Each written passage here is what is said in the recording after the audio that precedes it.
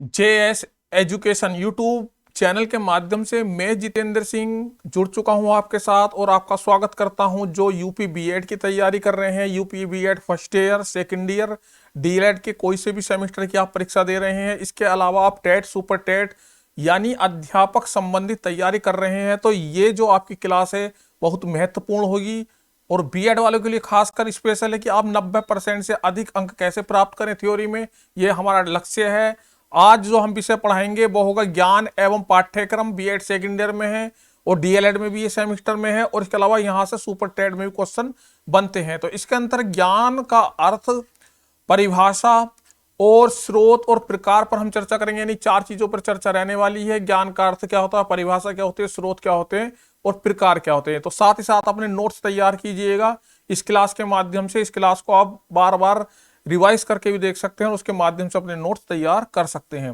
तो क्वेश्चन किस प्रकार बन सकता है, ज्ञान का अर्थ क्या होता है, ज्ञान के स्रोत और प्रकारों का वर्णन कीजिए, ये बीएड में पूछा गया है क्वेश्चन। तो यहां से क्वेश्चन आपका 100% बनता है। तो आइए शुरू करते हैं। सबसे पहले देखेंगे ज्ञान का अर्थ। ज्ञान क्या होता है। ज्ञान शब्द ज्ञा धातु से बना है जिसका अर्थ है जानना, बोध, साक्षात अनुभव अथवा प्रकाश।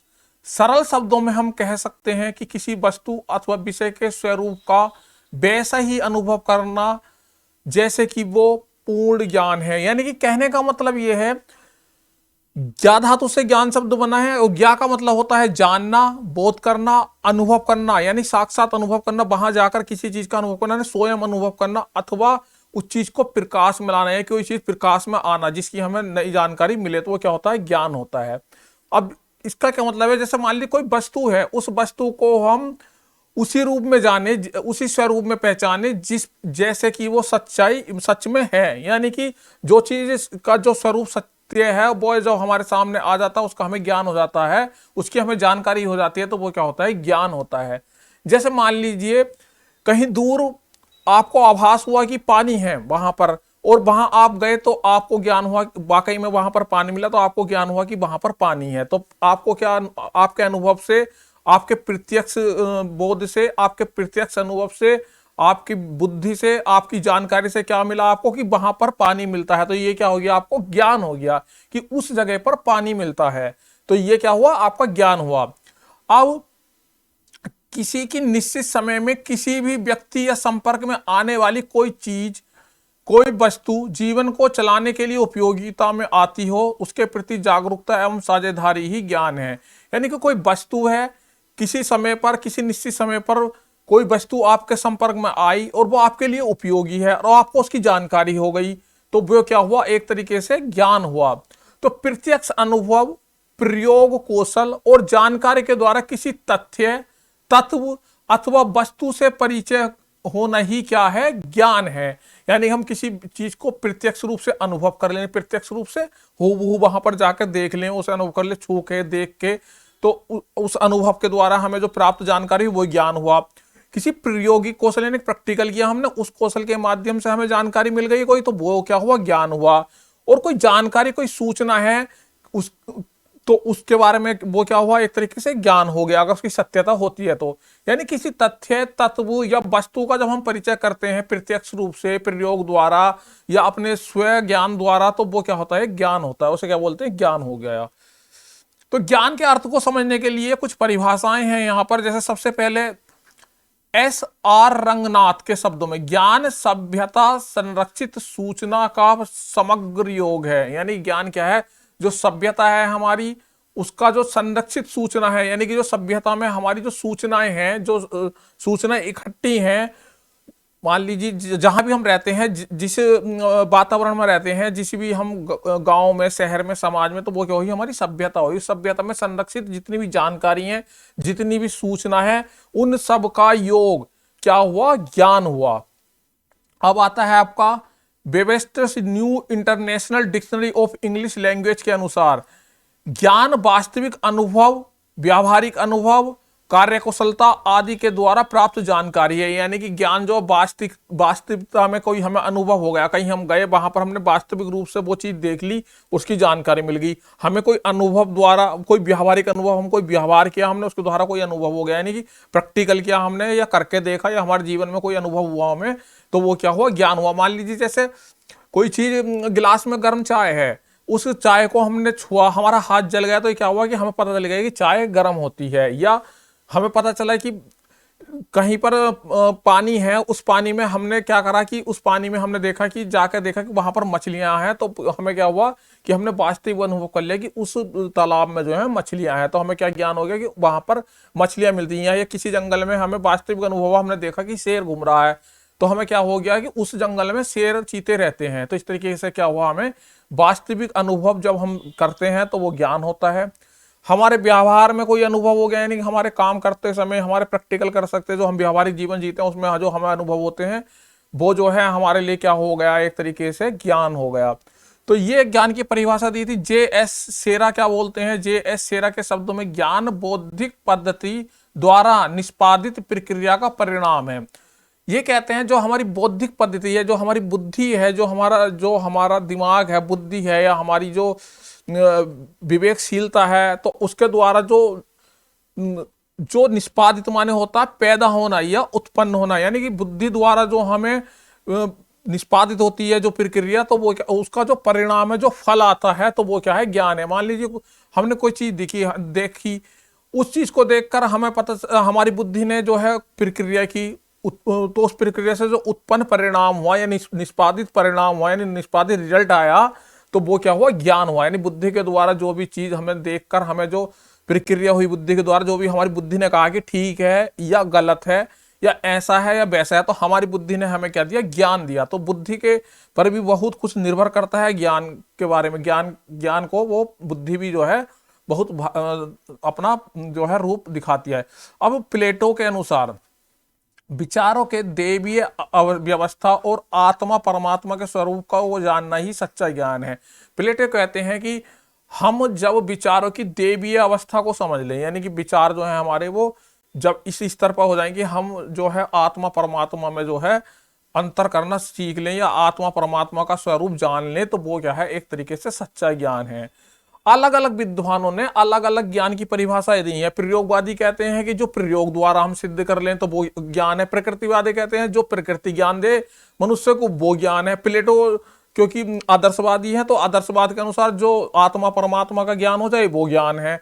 तो इस तरीके से अलग अलग विद्वानों का जो है अलग अलग बातें हैं कि इस तरीके से जो भी चीजें जानकारी मिलती है हमें, वो ज्ञान है। नहीं कि हमारे अनुभव द्वारा, हमारे प्रत्यक्ष अनुभव द्वारा, हमारे व्यावहारिक अनुभव द्वारा, हमारे प्रयोग द्वारा, हमारे जो भी वास्तविक वातावरण में जो भी हमारे आसपास में जो अनुभव करते हैं उसके द्वारा जो हमें प्राप्त जानकारी होती है, वो क्या होता है, ज्ञान होता है।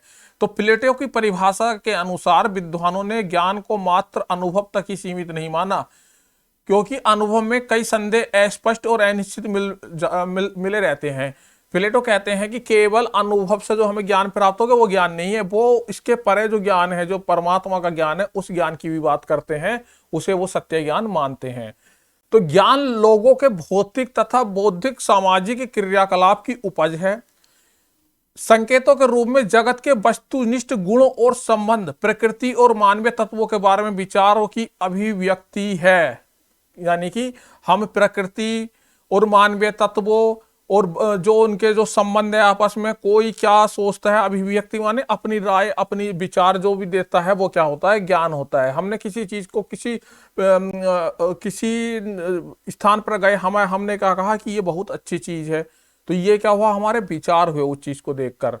तो वो जो भी हमारा अनुभव हुआ, वो अगर अच्छा अनुभव हुआ तो हम उसे अच्छी अभिव्यक्ति देंगे, अच्छे विचार बताएंगे, तो वो क्या हुआ, हमारा अच्छा ज्ञान होगा।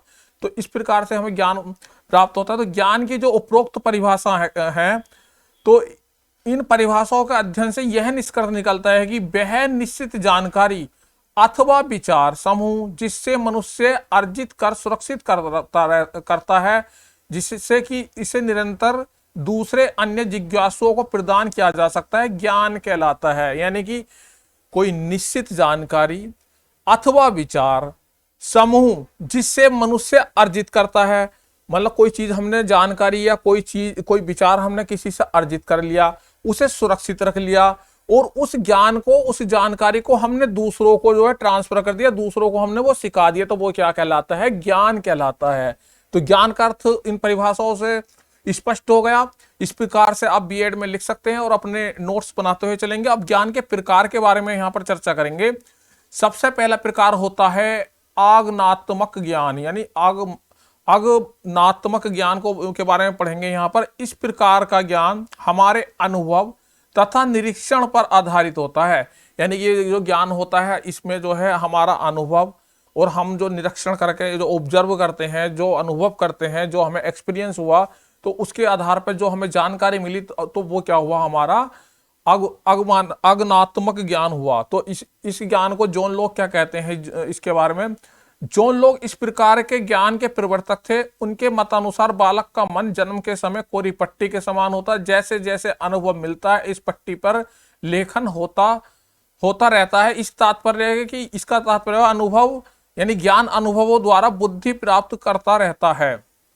यानी कि ज्ञान को जो है हमारा अनुभव को द्वारा बुद्धि प्राप्त करता रहता है। यानी जैसे जैसे उसमें उसके अनुभव आते, कोई बच्चा जन्म के समय अनुभवहीन होता है, उसे इतना ज्ञान नहीं होता, तो उसमें क्या होता है कि जैसे जैसे वो अनुभव लेता है अपने माता पिता से, अपने आस पड़ोस से, प्रकृति से, प्रयोग करके, जिस तरीके से भी उसके अनुभव होते हैं, उन अनुभवों द्वारा क्या होता है धीरे धीरे उसकी बुद्धि का विकास होता रहता है और उसके ज्ञान का डेवलपमेंट होता रहता है। तो इस प्रकार का ज्ञान को क्या कहते हैं? हम आगमनात्मक ज्ञान कहते हैं। शिक्षा में इस प्रकार के ज्ञान को प्रवर्तन भी कहते हैं कि सीखने के लिए समग्र अनुभव प्रदान करना चाहिए। इस प्रकार के ज्ञान को अलौकिकता का कोई स्थान नहीं होता। तो ये आपका ज्ञान का पहला प्रकार है। और ज्ञान का आपका दूसरा प्रकार जो है आपका वो है प्रयोजन मूलक ज्ञान। प्रयोजन मूलक ज्ञान में क्या है? प्रयोजन मूलक ज्ञान ऐसा ज्ञान जो प्रयोग द्वारा प्राप्त हो, यानी हम किसी विधि द्वारा प्रयोग करके किसी तथ्य को प्रयोग द्वारा समझते हैं तो और उसे आत्मसात कर ले यानी अपना लेते हैं, तो ऐसा ज्ञान क्या होता है? प्रयोग मूलक ज्ञान होता है। प्रयोग मूलक ज्ञान में जो भी चीज होती है उसे हम एक्सपेरिमेंट द्वारा, हम प्रयोगों द्वारा, विभिन्न प्रयोगों द्वारा सिद्ध करते हैं, उसे समझते हैं कि ये सही है गलत है। जब हमें उसकी जानकारी मिल जाती है तो वो क्या होता है? ज्ञान कहलाता है। और उस ज्ञान को हम आत्मसात कर लेते हैं, तो वो क्या हुआ? प्रयोगात्मक मूलक ज्ञान हुआ। जैसे पानी में क्या हुआ था कि H2O होता है रसायन विज्ञान में, जब हमने देखा कि हाइड्रोजन के 2 अणु और O का 1 अणु मिला देते हैं तो पानी बन जाता है। तो इस तरीके का जो हमने प्रयोग किया, ये क्या हुआ? एक तरीके से ये हमें ज्ञान प्राप्त हुआ कि H2O को मिलाने से जो है पानी मिलता है। तो इस तरीके का ज्ञान क्या हुआ? ये प्रयोग मूलक ज्ञान हो गया इस तरीके से। अब आता है आपका प्राग अनुभव ज्ञान। प्राग अनुभव ज्ञान क्या होता है? जो ज्ञान हम स्वयं प्रत्यक्ष वहां पर रहकर समझें, यानी हम जहां पर स्वयं हैं और हम स्वयं उस ज्ञान को ले रहे हैं, समझ रहे हैं, तो उस ज्ञान को बोलते हैं हम प्राग अनुभव ज्ञान। अब इसके बारे में विस्तृत आप कैसे लिख सकते हैं? ज्ञान स्वयं प्रत्यक्ष की भांति समझा जाता है, यानी ये ज्ञान जो है प्रत्यक्ष रहकर स्वयं समझा जाता है। सिद्धांत जब समझ लिए जाते हैं, सत्य पहचान लिए जाते हैं, फिर उन्हें निरीक्षण, अनुभव और प्रयोग द्वारा प्रमाणित करने की आवश्यकता नहीं होती। यानी कि जब हम किसी चीज को समझ लेंगे, किसी चीज को, सिद्धांत को समझ लिया, सिद्धांत को उसकी सत्यता को पहचान लिया, तो फिर उसे निरीक्षण करने की बार बार या उसके अनुभव या प्रयोग द्वारा प्रमाणित करने की आवश्यकता नहीं होती। इस विचारधारा के प्रवर्तक जो थे वो थे कांट महोदय, कि सामान्य सत्य अनुभव के स्वतंत्र होने चाहिए, उन्हें स्वयं में स्पष्टता निश्चित होना चाहिए। जैसे गणित का ज्ञान प्राग अनुभव ज्ञान समझा जाता है, यानी जो गणित का ज्ञान हम प्रत्यक्ष रूप से लेते हैं, अपना स्वयं अपने द्वारा समझ लिया कि इस तरीके से सिद्ध किया इस चीज को, तो उसके लिए फिर जब वो हमने सिद्ध कर दिया वो स्वयं ज्ञान द्वारा जो, तो उसके लिए फिर क्या होता है? उसकी हमें सत्यता हो गई, पहचान मिल गई हमें, तो उसमें जो है हमें निरीक्षण की, अनुभव की या प्रयोग द्वारा प्रमाणित करने की आवश्यकता नहीं होती, क्योंकि वो सिद्ध हो चुका है, उसकी पहचान हमने कर ली है, यानी स्वयं प्रत्यक्ष रूप से। तो वो क्या हुआ? आपका प्राग अनुभव ज्ञान हो गया। और इस यहाँ से लाइनर क्वेश्चन बनता है आपका कि इसके जो प्रवर्तक थे वो कौन थे? कांट थे। और इसी यहाँ से एक क्वेश्चन आप निकाल सकते हैं। इसके 3 प्रकार हो गए। इन तीनों प्रकारों को एक बार इसका संक्षेप में इस तरीके से लास्ट में लिखेंगे आप। शिक्षण प्रदान करने में हमें 3 प्रकार के ज्ञान ज्ञान को ध्यान में रखना चाहिए। विभिन्न विषयों का ज्ञान हमें अनुभव द्वारा प्राप्त होता है। दूसरे प्रकार वह है जो प्रयोग और निरीक्षण तथा अनुभव पर केंद्रित होता है। और गणित या तर्कशास्त्र का ज्ञान प्राग अनुभव विधि के द्वारा प्राप्त होता है। यानी कि तीन प्रकार के ज्ञान हैं आपको। विभिन्न विषयों का ज्ञान हमें अनुभव द्वारा प्राप्त होता है, यानी जो ज्ञान हमें अनुभव द्वारा प्राप्त होता है आपका वो ज्ञान होता है अज्ञानात्मक ज्ञान। और उसके अलावा जो दूसरे प्रकार का ज्ञान जो प्रयोग निरीक्षण अनुभव द्वारा होता है वो होता है आपका प्रयोग मूलक ज्ञान। और आपका जो गणित या तर्क शास्त्र द्वारा जो ज्ञान प्राप्त होता है वो होता है आपका प्रागनुभवी ज्ञान। तो इस तरीके से तीन प्रकार के ज्ञान है। इन तीनों प्रकार के ज्ञानों को आप अच्छे से पढ़ेंगे और परीक्षा में आएंगे तो इसके बारे में लिख सकते हैं। अब ज्ञान के स्रोत, अब ज्ञान के स्रोत तो बहुत हैं, लेकिन यहाँ पर जो मुख्य मुख्य ज्ञान के स्रोत हैं उन पर हम चर्चा करेंगे और उनके बारे में जो लिखा हुआ है उस पर भी चर्चा करेंगे। उस प्रकार से आप प्रश्न को डिजाइन कर सकते हैं और यहाँ से नोट्स बना सकते हैं। और जो आपको लगता है कि ज्ञान के और भी स्रोत है, कहाँ से आप ज्ञान, मतलब ज्ञान का स्रोत का मतलब क्या हो कि हमें कोई नॉलेज हम किसके माध्यम से ले रहे हैं, मतलब जिस माध्यम से हम पर ज्ञान आ रहा है, चाहे वो किताब हो, प्रकृति हो, शिक्षक हो, स्वयं के अनुभव हो या और कोई चीज हो, तो उसके माध्यम से जब आपको ज्ञान मिल रहा है तो वो क्या हुआ, ज्ञान के स्रोत में आएगा। तो ज्ञान के स्रोत को वन बाई वन करके हम यहाँ पर पढ़ते हैं। सबसे पहला आपका ज्ञान का स्रोत जो है वो है आपका प्रकृति यानी नेचर। तो नेचर आपका ज्ञान का स्रोत है, इसके बारे में पढ़ते हैं। प्रकृति ज्ञान का प्रमुख स्रोत है एवं प्रथम स्रोत है। प्रत्येक मनुष्य ज्ञान प्राप्त करता है जन्म से पूर्व व जन्म के पश्चात। जैसे अभिमन्यु ने चक्रव्यूह तोड़कर अंदर जाना अपनी माता के गर्भ में ही सीख लिया था। और हम आगे किस प्रकार से प्रत्येक व्यक्ति अपनी योग्यता अनुसार प्रकृति से सीखता है। जैसे फलदार वृक्ष सदैव झुका रहता है, कभी भी पतझड़ की तरह नहीं रहता, हमेशा पंछियों को छिपाए छिपाए रख देता है। यानी कि मनुष्य जो है जो प्रकृति से ज्ञान लेता है वो सत्य ज्ञान होता है। यानी प्रकृति ने जो भी सिखाया तो वो क्या हुआ, वो ज्ञान क्या हुआ, प्रकृति के द्वारा है। तो प्रकृति क्या क्या सिखाती है हमें कि प्रकृति से हम बहुत सारी चीजें सीखते हैं कि किस तरीके से गर्मी होती है, किस तरीके से बरसात होती है। प्रकृति जो है हमें दंडित भी करती है। जैसे कि रूसो ने बताया कि प्रकृति जो है हमारी एक अच्छी शिक्षक है और शिक्षक क्या होता है, ज्ञान का स्रोत होता है। तो यहाँ पर प्रकृति को रूसो ने अच्छा शिक्षक कहा है। तो इस तरीके से प्रकृति भी क्या हुई, एक तरीके से ज्ञान का स्रोत हो गई। यानी प्रकृति जो पहला स्रोत है ज्ञान प्राप्त करने का, वही प्रकृति से हम बहुत सारी चीजें सीखते हैं। दूसरा जो स्रोत है ज्ञान प्राप्त करने का वो है पुस्तकें।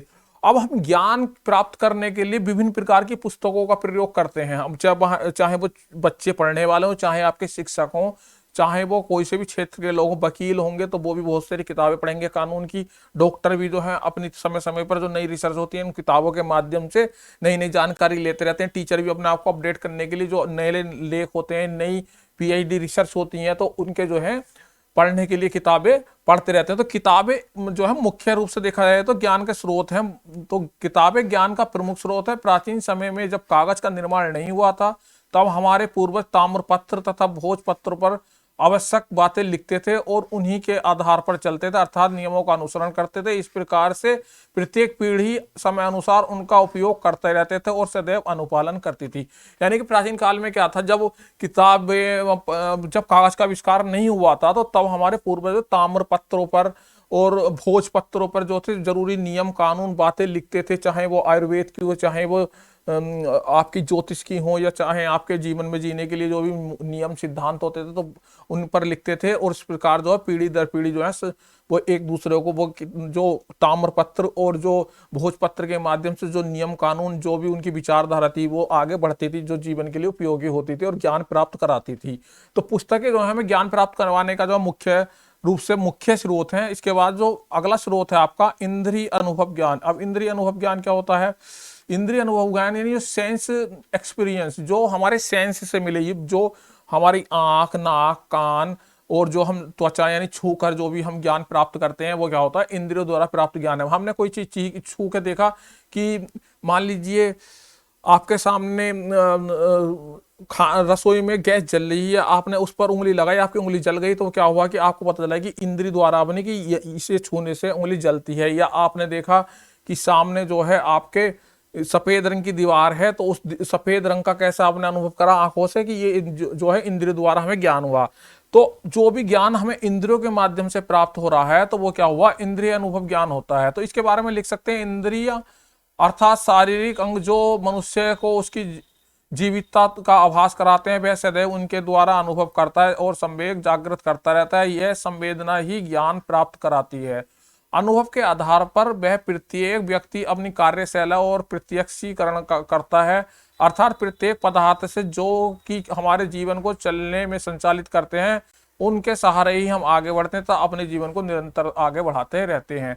यानी कि इंद्रियों द्वारा हम अपना ज्ञान प्राप्त करते हैं, अपने जीवन को आगे बढ़ाने के लिए जो है हम इंद्रियों द्वारा जो भी ज्ञान, जो भी अनुभव हमें प्राप्त होता है, उसके माध्यम से जो वो ज्ञान है हमारे पूरे जीवन भर काम आता है और हम अपनी जिंदगी को आगे बढ़ाते रहते हैं। साक्ष्य यानी एविडेंस। अब एविडेंस के माध्यम से जो ज्ञान प्राप्त होता है, यानी कोई सबूत है आपके पास, कोई साक्ष्य है, उसे देख के हमें ज्ञान प्राप्त हुआ, हाँ भाई ये बात सत्य है। जैसे कि किसी ने कोई मर्डर कर दिया, अब उस मर्डर को जो है, अब ये बात सही है गलत है कि इस आदमी ने मर्डर किया है या नहीं किया है, तो उसके लिए क्या होंगे, साक्ष्य होंगे। उन साक्ष्यों से हमें ज्ञान होगा, हमें उस सत्य ज्ञान की प्राप्ति होगी जो कि रियल में सत्य ज्ञान है। तो ज्ञान कहाँ से प्राप्त करने का साधन क्या है, साक्ष्य यानी सबूत यानी एविडेंस भी जो है ज्ञान हमें प्राप्त कराते हैं। तो इसके बारे में इस तरीके से परीक्षा में लिखेंगे, साक्ष्य के द्वारा हम दूसरों के अनुभव पर आधारित ज्ञान को मानते हैं। यानी कि किसी दूसरे का अनुभव है, कोई चीज है, मान लीजिए कोई दवाई है, कोई वैक्सीन बनाई, तो उन्होंने अनुभव किया, तो उनके अनुभव के आधार पे जो है हमने उसे जो ज्ञान प्राप्त हुआ उनके आधार पे कि इस तरीके से जो है ये कोरोना को दूर कर देती है, तो वो क्या हुआ, हमें साक्ष्य के आधार पे हमें ज्ञान मिल गया, जो हमें अपने अनुभवों के द्वारा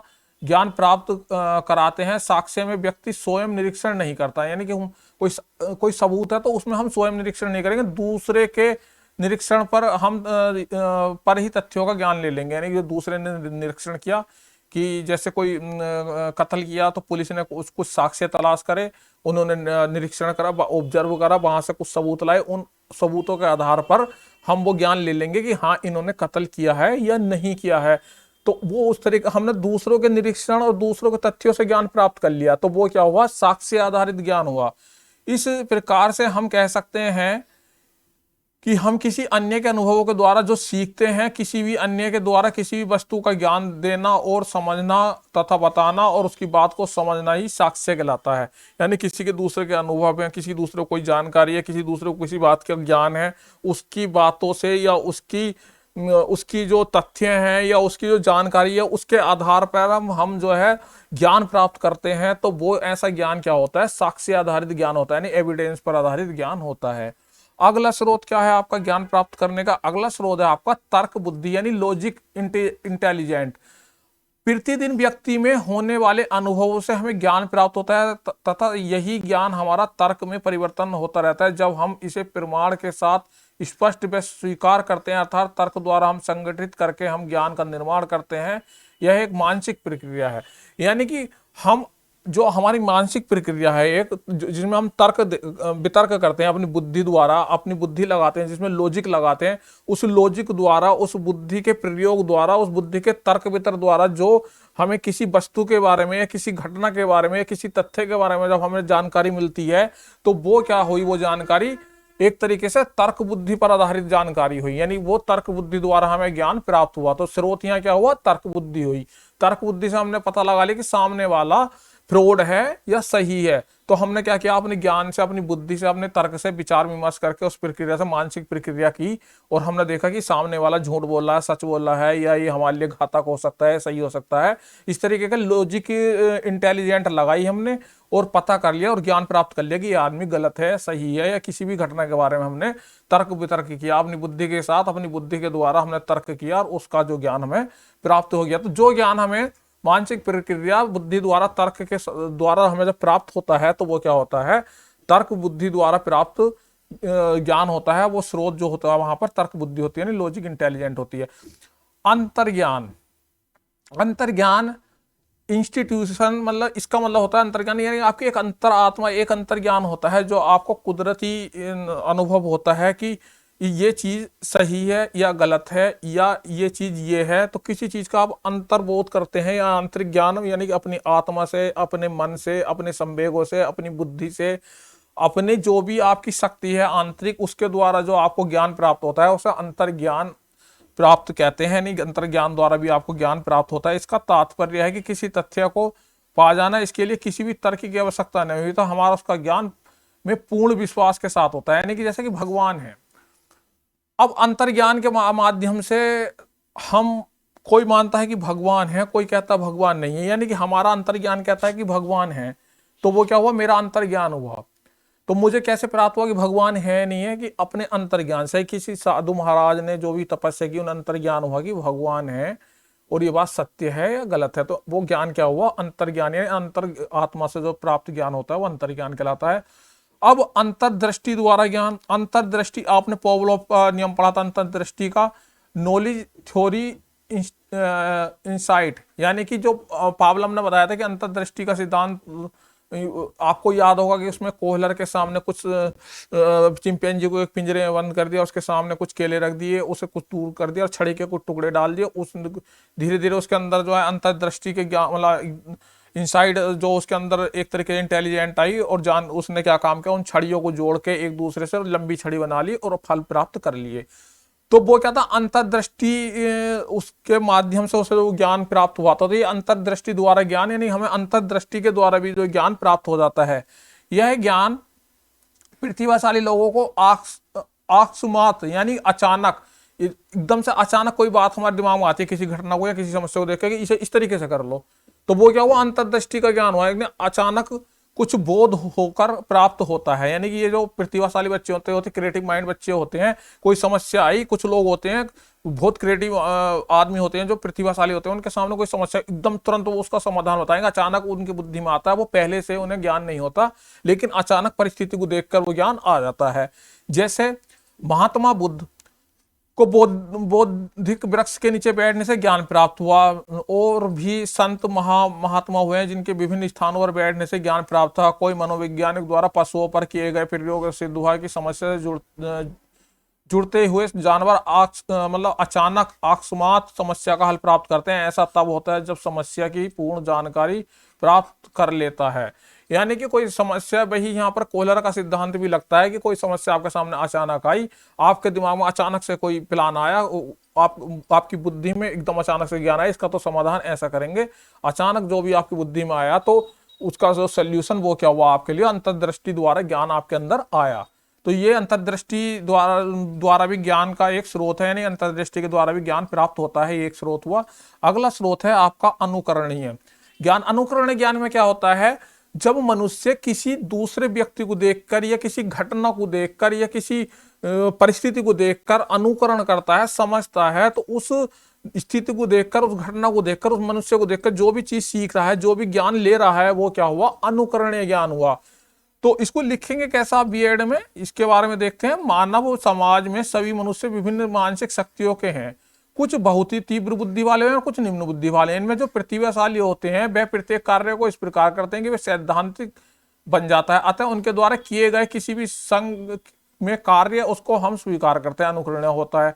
अनुकरणीय के द्वारा ही हम समाज की कुरीति को दूर कर सकते हैं, इसके माध्यम से हम समाज को नई दिशा प्रदान कर सकते हैं। यानी कि कोई सिद्धांत बन गया, कोई प्रतिभाशाली लोग हैं जो जिन्होंने कोई चीज बना दी, कोई मतलब उन्होंने कोई सैद्धांतिक ज्ञान दे दिया कि इस तरीके से कोई चीज है, उसकी समस्या का समाधान कर दिया, उन्हें कोई ज्ञान हुआ, तो उसका अनुकरण करेंगे हम। उस अनुकरण द्वारा जो उन्होंने बातें बताई कि हमें सदैव सत्य बोलना चाहिए, हमें झूठ नहीं बोलना चाहिए, हमें इधर नहीं जाना है क्योंकि उधर जाने से मान लो उन्हें ज्ञान है कि उधर जाने से जान का खतरा है, जो भी है उन्होंने बताया कि इधर नहीं जाना है, ये मानव, या हमें ऐसा नहीं करना है। तो उन्हें जो ज्ञान प्राप्त है, जो उनकी बातें हैं, तो उनका हम अनुकरण करेंगे अपने जीवन, और अपने जीवन को भी हम जो है नई दिशा प्रदान करेंगे। यानी कि उनका अनुकरण का हम नई दिशा प्रदान कर सकते हैं। अब जिज्ञासा, क्यूरियोसिटी। अब जिज्ञासा भी ज्ञान प्राप्त करने का सबसे महत्वपूर्ण साधन है। देखिए, हमारे अंदर जब तक जिज्ञासा नहीं होगी तो हम कोई भी नई चीज सीखने के लिए तैयार ही नहीं होंगे, हम ज्ञान लेने के इच्छुक ही नहीं होंगे। जब हमारे अंदर जिज्ञासा होगी, मान लीजिए किसी बच्चे को जो है टिकटॉक पे वीडियो बनानी है, उसे नहीं आता किस तरीके से अपलोड करनी है, या यूट्यूब पर वीडियो बनाकर डालनी है, या उसे डांस सीखना है, उसके अंदर जिज्ञासा होगी, उसके अंदर जानने की जिज्ञासा होगी कि मुझे ये करना है, तो उसे उस चीज का ज्ञान होगा। अब कि पृथ्वी गोल है या सूर्य पृथ्वी से बड़ा है छोटा है, उसके अंदर जिज्ञासा आई उन चीजों को देखकर, तो वो क्या है, ज्योग्राफी का पढ़ने का इच्छुक होगा, यानी ज्योग्राफी का ज्ञान लेने के लिए का इच्छुक होगा, समझने के लिए उसके अंदर इच्छा आएगी, जानने की इच्छा आएगी।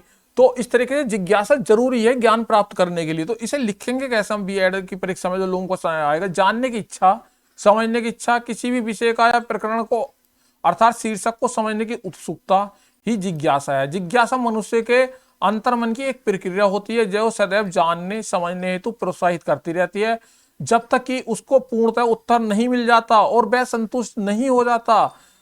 तो संतुष्टि उसको तभी प्राप्त होती है जब पूर्ण रूप से उसके मन की जिज्ञासा को हम शांत कर लें। इस प्रकार से वह ज्ञान एकत्रित करता है तथा उसको सदैव उपयोग में करता है। यानी कि कोई बालक के सामने समस्या आई, बालक को उस चीज को जानना है, उसके अंदर जिज्ञासा है, क्यूरियोसिटी है, वो टीचर से पूछेगा, अपने साथी से पूछेगा, अपने घर पर अपने मम्मी पापा से पूछेगा, किताबें पढ़ेगा, नेट पर सर्च करेगा। यानी कि जब तक उसे संतुष्ट उत्तर नहीं मिलेगा, तो वो जो है, जब तक उसे संतुष्ट उत्तर नहीं मिलेगा, जब तक वो चैन से नहीं बैठेगा, उसके अंदर जो जिज्ञासा उसकी समाप्त नहीं होगी, जिज्ञासा उसकी शांत नहीं होगी। और जब उसे संतुष्ट उत्तर मिल जाएगा, उसे सही ज्ञान मिल जाएगा, तो उसकी जिज्ञासा शांत हो जाएगी। यानी जिज्ञासा जो है एक स्रोत है ज्ञान प्राप्त करने का। अब आता है आपका अभ्यास, प्रैक्टिस। अब देखिए, अभ्यास के द्वारा भी हमें ज्ञान प्राप्त होता है। हम किसी चीज का अभ्यास करेंगे तो हमें नई नई चीजें सीखने को मिलेगी। इस चीज को हम इस तरीके से भी कर सकते हैं, इस चीज को हम इस तरीके से भी कर सकते हैं। तो अब हम अभ्यास कर रहे हैं, प्रैक्टिस कर रहे हैं, तो हमें जो है अभ्यास के माध्यम से बहुत नए मार्ग मिलेंगे सीखने के, ज्ञान प्राप्त करने के। तो जो पुराना ज्ञान है वो भी हमारा रिन्यूअल होता रहेगा। तो अभ्यास के माध्यम से भी हम जो है ज्ञान प्राप्त करते हैं। इसे लिखेंगे कैसे? अभ्यास के माध्यम से ज्ञान का प्रादुर्भाव होता है। प्रत्येक मनुष्य अपने अनुभवों के माध्यम से सीखता है, प्रतिदिन में नए नए अनुभवों को ग्रहण करता है, उसी को प्रमाण मानकर आगे कार्य रूप देकर उसे अपने जीवन में उतारता है तथा उसी के आधार पर प्रत्येक कार्य को करता है और आगे आने वाले सभी लोगों को इसी के अनुसार ज्ञान प्राप्त कराता है। अभ्यास के माध्यम से विभिन्न आविष्कार हुए हैं। हम आधुनिकता में के इस युग में प्रत्येक कार्य को परिणाम तक पहुंचा सकते हैं। यदि हमारा अभ्यास पूर्ण नहीं है तो हम परिणाम नहीं प्राप्त कर सकते। यानी कि किसी भी परिणाम को प्राप्त करने के लिए, यानी कि किसी परिणाम को पॉजिटिवली प्राप्त करने के लिए अभ्यास जरूरी है। यदि आप अभ्यास नहीं करोगे तो अपना बीएड का भी भूल जाओगे, आप टेट की परीक्षा भी भूल जाओगे। आपने मान लीजिए बीएड कर लिया, आज ये कॉन्सेप्ट पढ़ लिया, अब 4 साल बाद तक अपने पढ़ा नहीं और उस समय सुपर टेट देने गए आप, तो वहां पर जो है आप भूल जाओगे उस ज्ञान को, जो ज्ञान आज प्राप्त किया है। तो इसका अभ्यास हमें करता रहना चाहिए। अभ्यास के द्वारा जो है हमें ज्ञान प्राप्त होता है, नए नए तरीके से ज्ञान प्राप्त होता है। एक ही चीज को हम 10 तरीके से करना भी सीख सकते हैं अभ्यास के द्वारा, प्रैक्टिस के द्वारा। तो प्रैक्टिस भी एक ज्ञान का स्रोत है। अब संवाद, डायलॉग द्वारा भी ज्ञान हमें प्राप्त होता है। देखिए, संवाद क्या होता है? संवाद में क्या होता है, हम एक दूसरे से बातें करते हैं। यानी कोई हमसे कोई किसी विषय पर बोल रहा है, हम उसके उत्तर दे रहे हैं, उस उत्तर से वो फिर हमें जवाब दे रहा है। तो इस तरीके का जब हम संवाद करते हैं, एक दूसरे डायलॉग करते हैं, बोलते हैं किसी विषय पे, तो वो क्या होता है, हमें एक दूसरे के हमें ज्ञान प्राप्त होता है। उसका ज्ञान हमारे पास ट्रांसफर होगा और हमारे ज्ञान की बातें उसके पास जाएंगी। तो डायलॉग से संवाद भी जो है एक तरीके से ज्ञान को देने का मुख्य स्रोत है। आप अपनी परीक्षा में इसे इन शब्दों में लिख सकते हैं, संवाद ज्ञान को प्रसारित तथा बढ़ाने का एक माध्यम है। यानी प्रसारित माने फैलाने का या एक जगह से दूसरी जगह भेजने का, और बढ़ाने का मतलब इसको उसका क्षेत्र विरोध करने का एक माध्यम है, जिसके द्वारा हम ज्ञान प्राप्त करते हैं एवं इसको आत्मसात करते हैं। जैसे कि लोकोक्तियां, मुहावरों के द्वारा तथा अनेक दार्शनिक, समाज सुधारकों एवं विद्वान जनों द्वारा प्रेरित अनुभव के अध्ययन पर संवाद के माध्यम से ज्ञान का प्रसारण करते हैं, जो कि प्रत्येक मनुष्य को लाभान्वित करते हैं। यानी कि जो विद्वान हैं, जो समाज सुधारक हैं, जो दार्शनिक हैं, उन्हें कोई ज्ञान प्राप्त हुआ, उन्होंने अपना डायलॉग, अपने जो विचार रखे, अपना डायलॉग दिया, संवाद किया, तो उसके माध्यम से उनका जो ज्ञान है हमें भी मिला और हम भी उससे लाभान्वित हुए। तो ये जो संवाद है ज्ञान को प्रसारित करता है, यानी कि एक स्थान से दूसरे स्थान तक बढ़ाता है। यानी कि कोई ज्ञानी व्यक्ति आया, उसने संवाद किया हमारे गांव में आकर, तो हमने उससे कुछ चीजें सीखी, तो हमें ज्ञान प्राप्त किससे हुआ? संवाद के द्वारा। जो ज्ञानी व्यक्ति थे और उस ज्ञान को बढ़ाता भी है, यानी ज्ञान को बढ़ाने में, प्रसारित करने में जो संवाद की एक अहम भूमिका होती है। अब संवाद के उदाहरण स्वच्छ भारत, स्वस्थ भारत, पानी पियो, छानकर, गुरु करो, जानकर, पढ़ेगा इंडिया, बढ़ेगा इंडिया आदि ये जो क्या है स्लोगन है, इन संवादों से जो है हमें कुछ ना कुछ सीखने को मिलता है। तो ये आपके स्रोत हुए ज्ञान प्राप्त करने के। इस प्रकार से कोई संवाद प्रत्येक मनुष्य प्राणी के मन पर प्रभाव डालते हैं, जिससे ज्ञान का जो है अभिभाव होता है, तथा प्रत्येक मनुष्य के मन मस्तिष्क पर अध्ययन का प्रभाव डाला जाता है। तो ये ज्ञान के स्रोत थे। किन किन स्रोतों से हमें ज्ञान मिलता है? किताबों द्वारा, या संवाद द्वारा, अभ्यास द्वारा, जिज्ञासा द्वारा, अनुकरण द्वारा, अंतर्दृष्टि द्वारा, अंतर्ज्ञान द्वारा, तर्क बुद्धि द्वारा, साक्ष्य द्वारा, इंद्रिय अनुभव द्वारा, पुस्तकों द्वारा, प्रकृति द्वारा। तो ये सारी चीजें जो थी ज्ञान का स्रोत थी। इसके अलावा जो ज्ञान होते हैं 3 प्रकार के होते हैं। प्राग अनुभव ज्ञान, जो मतलब कि स्वयं अपने आप प्रत्यक्ष गणित और तर्क विधि से सीखा जाता है। प्रयोग मूलक ज्ञान, जिनमें प्रयोग करके सीखा जाता है।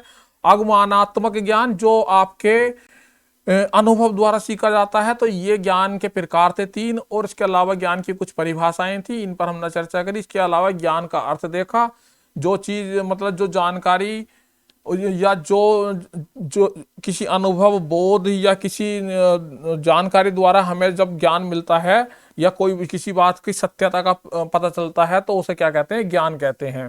तो ये ज्ञान की परिभाषा थी।